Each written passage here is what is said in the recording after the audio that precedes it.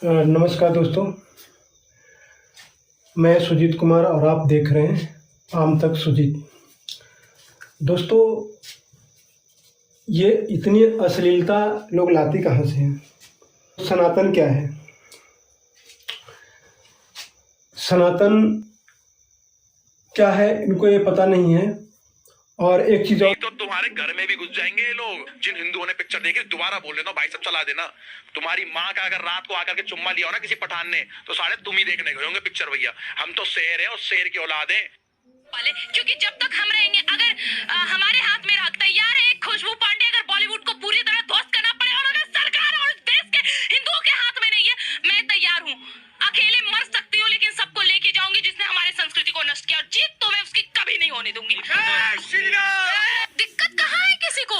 किसको दिक्कत है? देखिए, हमारे देश में जो वाकई में धर्म के लिए इतना रखते हैं, हमारे देश के महंत, साधु संत, ऋषि मुनि है ना, वो है हमारे देश के। ये जो धीरेन्द्र शास्त्री जैसे लोग जो ना, इनको असली औकात याद दिला देगी। और मैं उन लोगों का वेट कर रही हूँ। और जो आप कह रहे हैं ना, भगवान रंग का पिकनिक था, सीन नहीं काटा गया, क्यों काटा जाएगा? मुझे एक बात बताइए, हमने विद्रोह किया, बहुत किया। पद्मावत का भी हमने बहुत विद्रोह किया था, चलो थोड़ी बहुत सीन तो उसमें कट गई, इसमें सीन नहीं कटी, क्यों कटेगी? हमारे देश के हिंदू है ना, उनको पता है कि कुछ हिंदू है जो समर्थन कर रहे हैं, पर कुछ हिंदू तो है जो समर्थन नहीं कर रहे हैं। केवल और केवल मुसलमान ही इस पिक्चर पे देखने लगे। हमारे 20-25% जो हिंदू गए ना, और हिंदुओं से भैया मैं हाथ जोड़ देता हूँ। पत्रकार साहब, हाथ तो जोड़ रहा हूँ मैं आपके आगे। नमस्कार दोस्तों, मैं सुजीत कुमार और आप देख रहे हैं आम तक सुजीत। दोस्तों, ये इतनी अश्लीलता लोग लाती कहाँ से हैं? देखिए, एक खुशबू पांडे है जो क्या बोल रहे हैं उनको सुनिए, और एक महाशय हैं उनको सुनिए।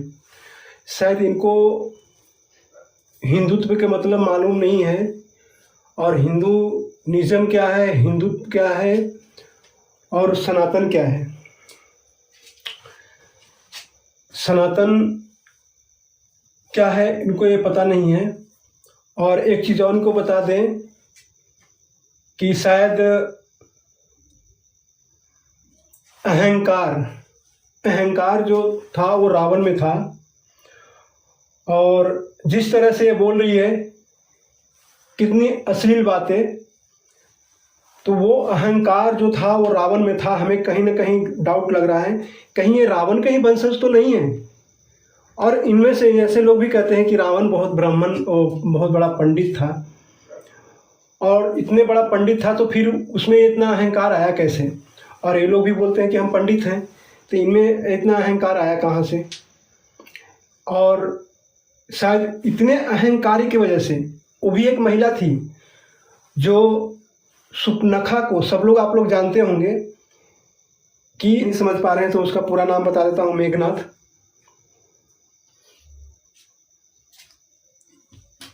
मेघ मतलब भी वही होता है, और इंद्र में भी मतलब वही होता है। इंद्रजीत बोले या मेघनाथ बोले, दोनों सेम ही चीज़ है। मेघ को नाथना या इंद्र को जीतना, संस्कृत और हिंदी दोनों का अलग अलग वर्डिंग है। लेकिन शायद इतना भी अहंकार उन लोगों में नहीं था, फिर भी आप लोगों को पता है कि उनकी दुर्दशा क्या हुई थी।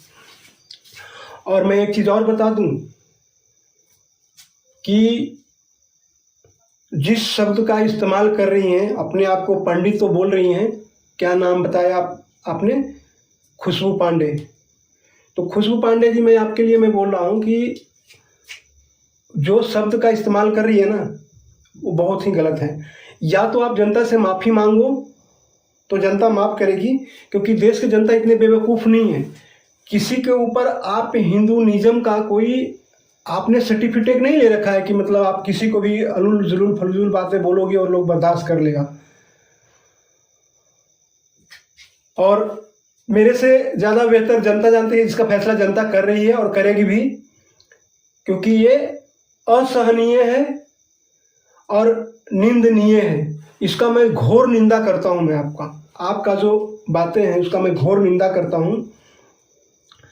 जिस तरह से आप वर्डिंग का इस्तेमाल किए हैं, और आपके साथ में जो शायद आपके ही भाई हैं, क्योंकि सुपनखा का ही भाई था ना वो मेघनाथ। शायद, हमें तो पता नहीं है, शायद आप ब्राह्मण हैं, आपको ज़्यादा पता होगा, लेकिन मुझे जहाँ तक मालूम है यही कि दोनों रावण को ही पुत्र पुत्री थी, और उसका अहंकार के कारण ही पूरा उसका स्वर्ण का लंका का विनाश हो गया। बजाए और अपने देश के चिथड़े उड़ाए हैं। मैं पहले ही उन हिंदुओं से बोलना चाहता हूँ, कौन से पठान ने आधी रात को आकर के तुम्हारी माँ का चुम्मा लिया था, जो तुम अपने बाप इसकी सारों की पिक्चर देखने चले गए? कौन से भाई, अपनी माँ से पूछ लो हिंदुओं, नकली हिंदुओं, चिल्ला चिल्ला के हम लोग थक गए हैं, लेकिन तुम लोग नहीं सुधर रहे हो, अपने अंदर से सेकुलरपन निकाल लो। मतलब कौन जीता फिर? कोई नहीं जीता।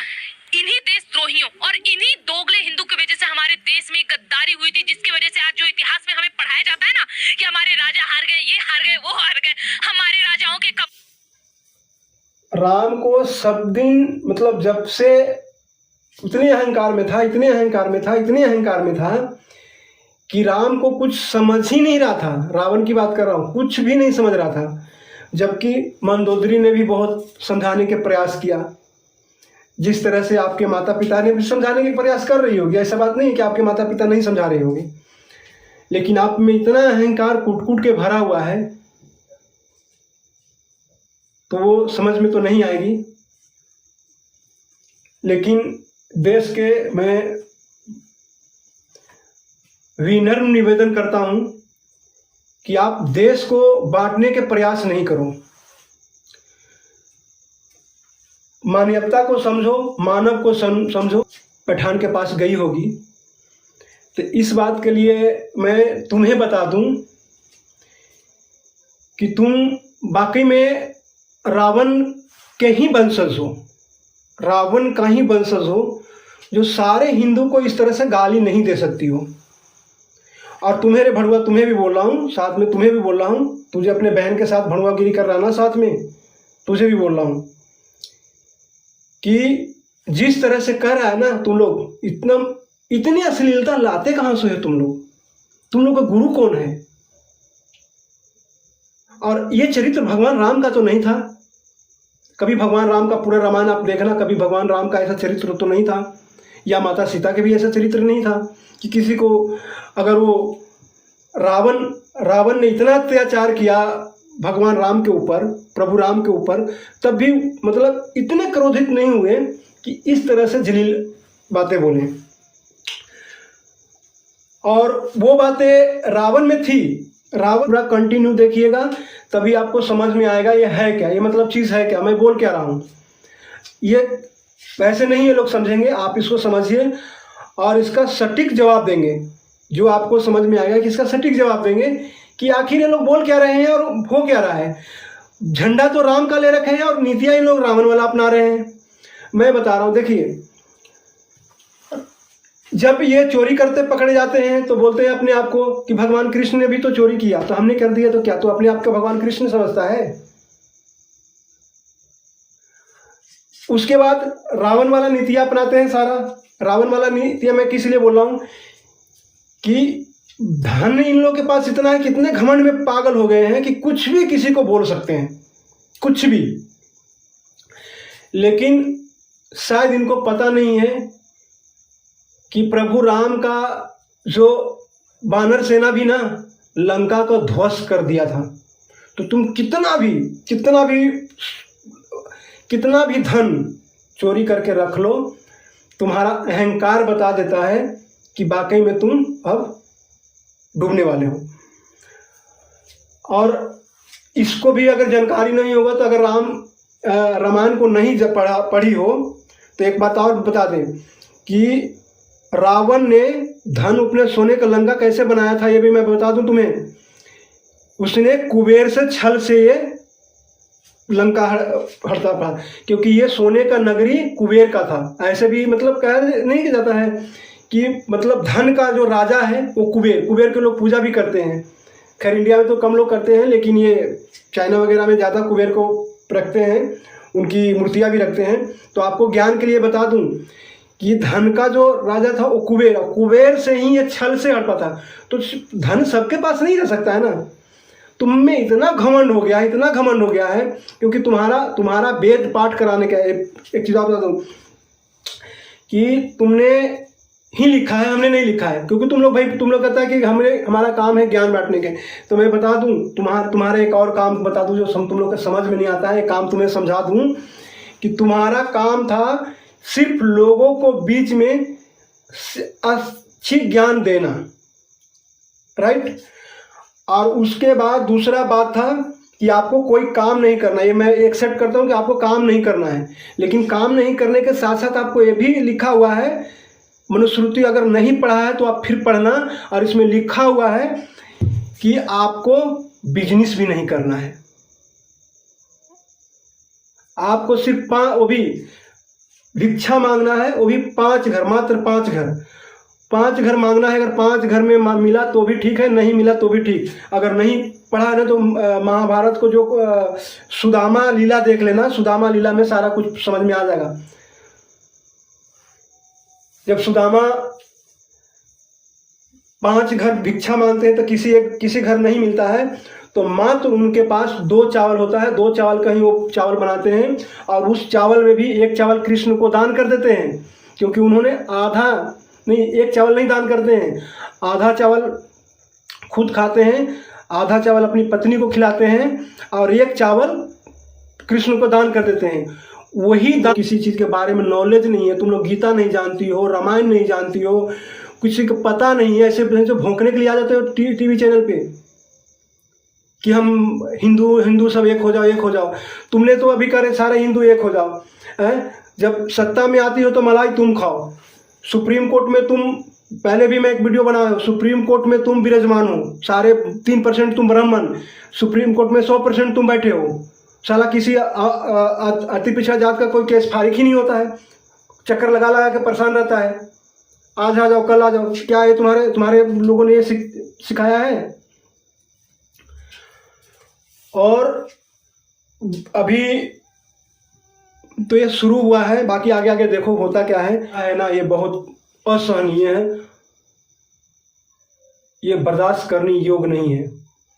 फिर से मैं बोलता हूँ, विनम्र निवेदन से मैं आपसे मतलब गुजारिश करता हूँ कि आप आकर चैनल पे जिस चैनल पे आपने बोला है गाली गलौज दिया, उसी पे आ जाओ, अब आके ये बात रखो।